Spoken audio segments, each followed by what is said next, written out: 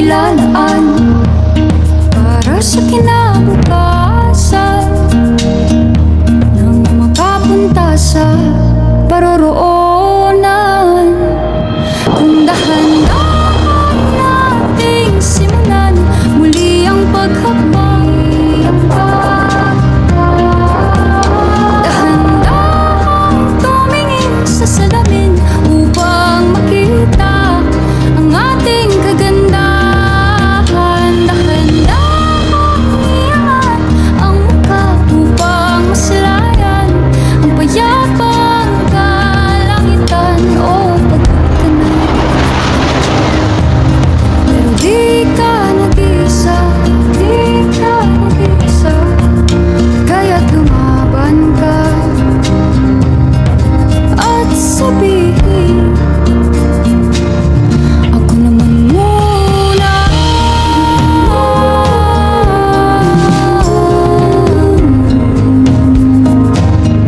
Ako naman muna.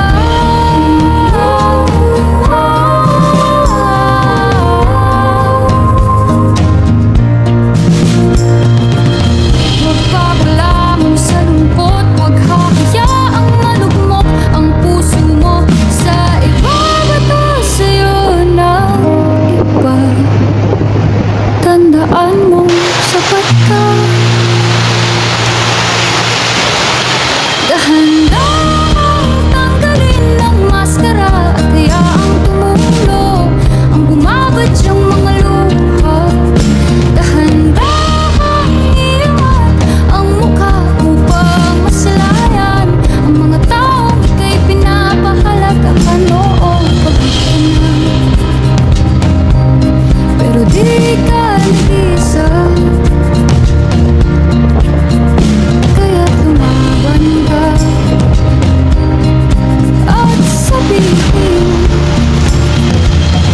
ako naman muna.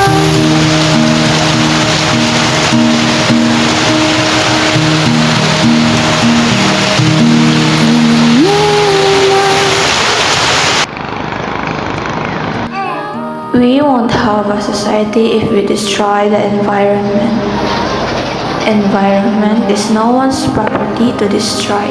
It's everyone's responsibility to protect.